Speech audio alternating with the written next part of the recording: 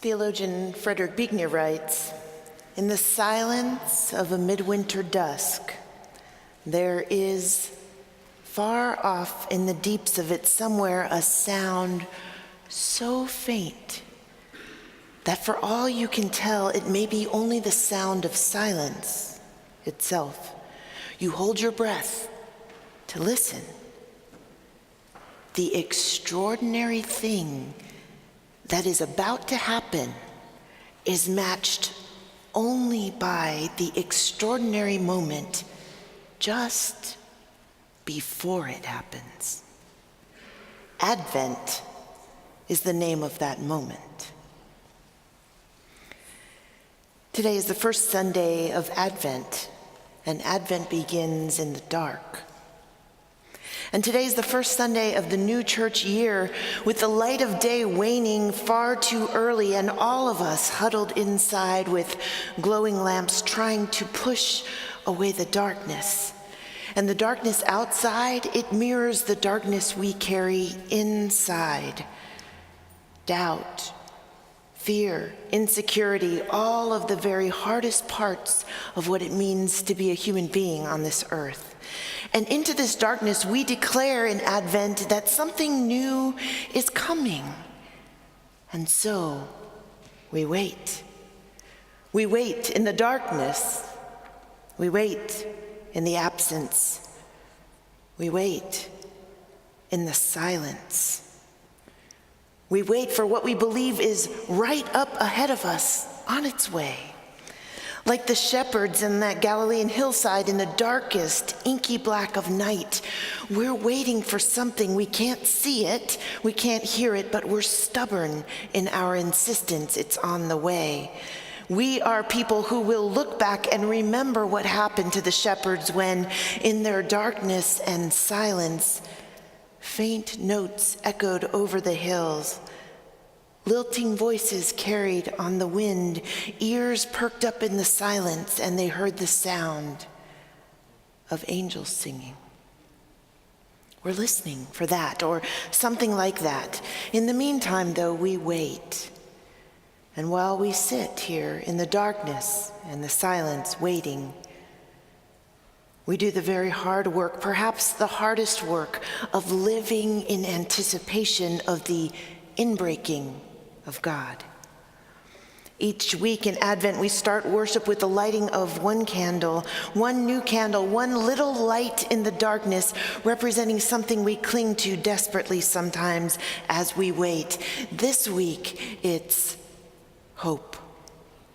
And I don't know about you, but I need a measure of hope today, because sometimes I find it hard to live as if I believe that the kingdom of God is coming to be in this world, believe that love wins in the end, believe that we can do right by each other once and for all. For me, it hit home hard this week as I spent Thanksgiving holiday with my sister and her family in Colorado Springs. You'll know if you watched the news this week that on Friday, a gunman shot and killed 3 people and injured 9 in a shopping mall a mile and a half from my sister's house at a Planned Parenthood right next to the grocery store where we bought all the ingredients for Thanksgiving dinner. How long, O Lord?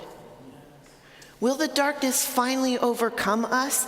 How can we live as if we believe that the light is coming when so much evil is about to overtake us?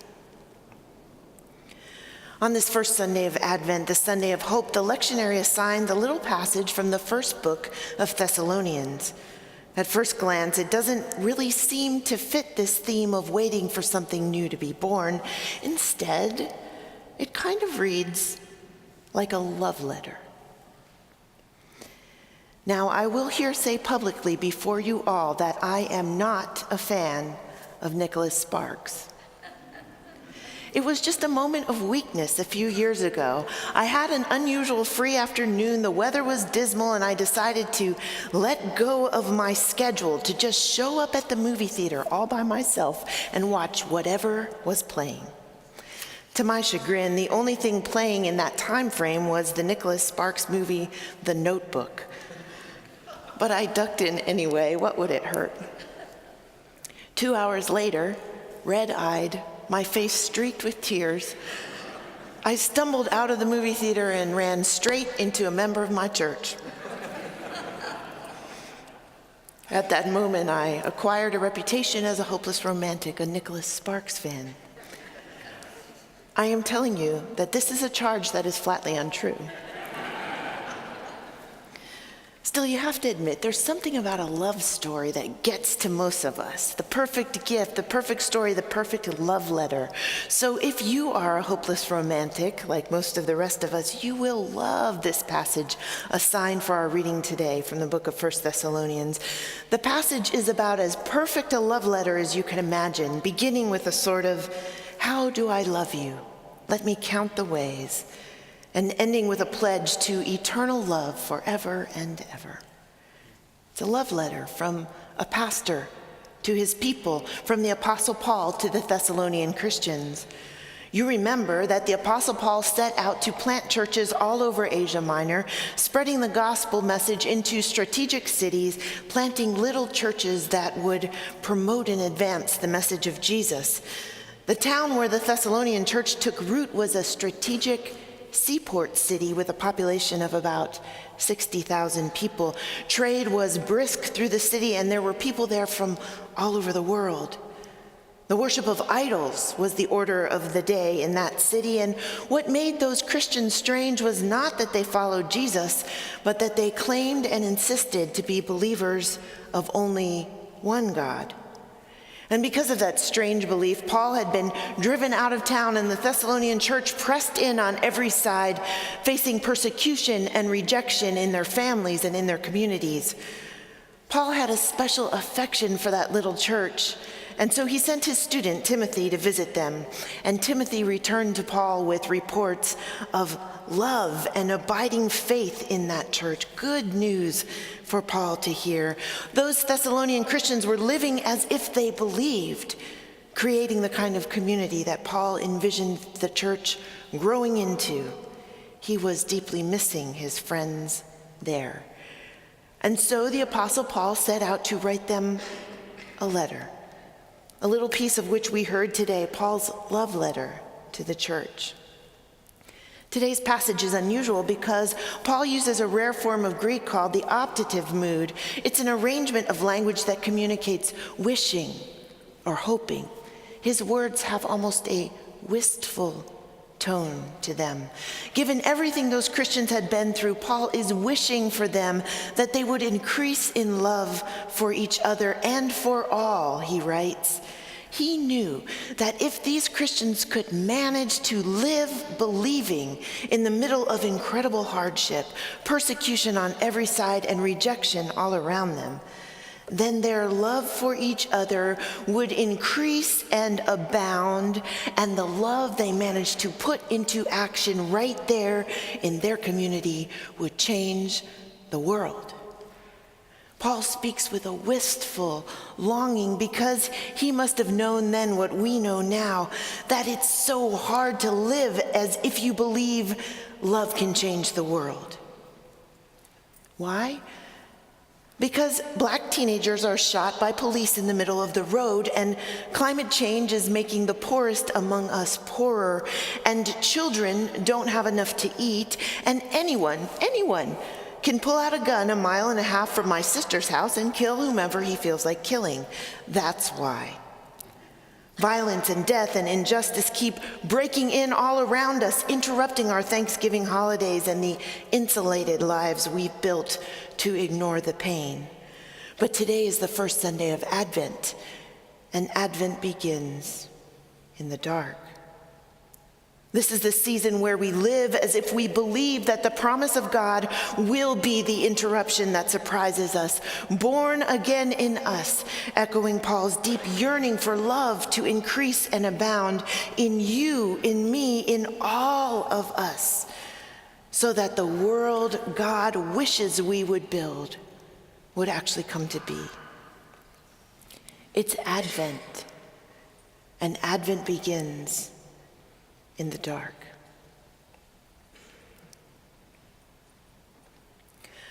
Okay, I really am a sucker for a good love story.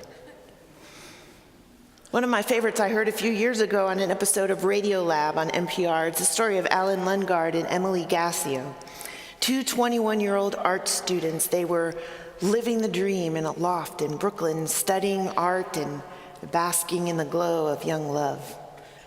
They'd met at a party only 9 months before and had, as Alan describes, a moment. On the program, he waxes poetic about Emily's iridescent eyes. And when the interviewer says, "So you knew in that moment that this was more than just a thing," Alan breaks in and says, "Oh yes, it was more than a thing, it was the thing." On her way to class one day, Emily's involved in a traffic accident. She's on her bike and hit by a huge truck, in ICU, clinging to life. Alan calls Emily's parents to hurry to the city, where all three of them keep vigil around her bed, her parents splitting the daytime hours and Alan staying with her every night, all night long. For weeks, they waited for her to recover with few signs of hope. Finally, the doctors deemed Emily medically stable but completely unresponsive, and against Alan's urgent insistence, her parents agreed that she was probably not going to get any better. So they made arrangements to transport her to a nursing home in their hometown, where she would likely live the rest of her life. But Alan was insistent that there was hope. In the middle of what seemed to be complete desolation, he kept insisting, "She's in there. She just can't get out. You have to give her a chance. You have to give her a chance," he begged.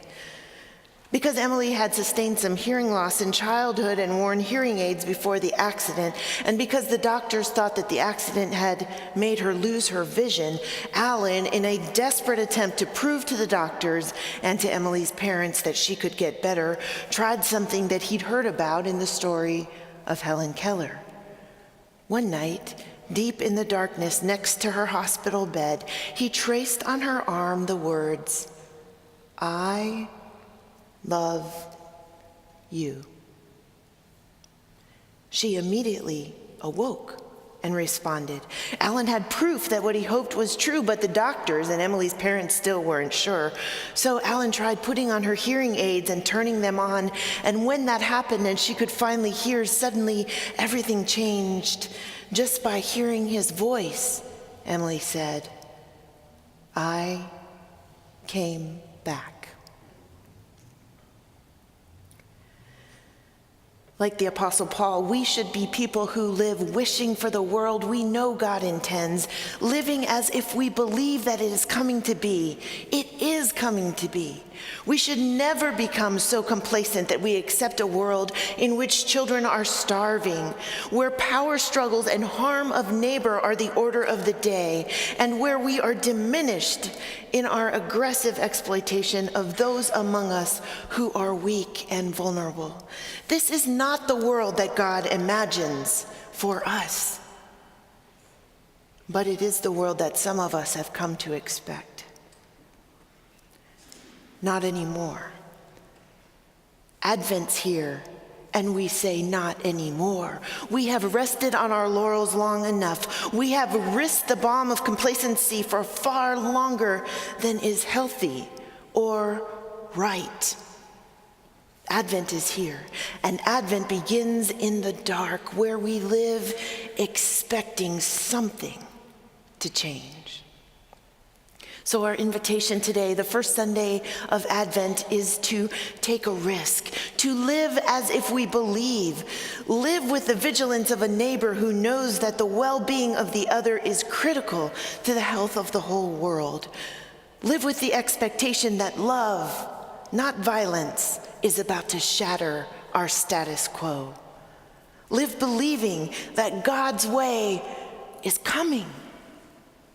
Advent is here, our watching and waiting and bringing into being God's perfect dream of a just world. Well, now it has begun. And so we live in hope. Come to our trembling, helpless child. Come to our littleness, little child. Be born unto us, we who have kept the faltering vigil. Be given, be born, be ours again. Come forth from your holy haven. Come away from your perfect shrine. Come to our wind-racked souls from the flawless tent, sweet child.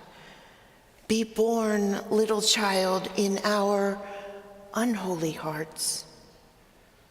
O little child of Bethlehem, be born in us today. Amen.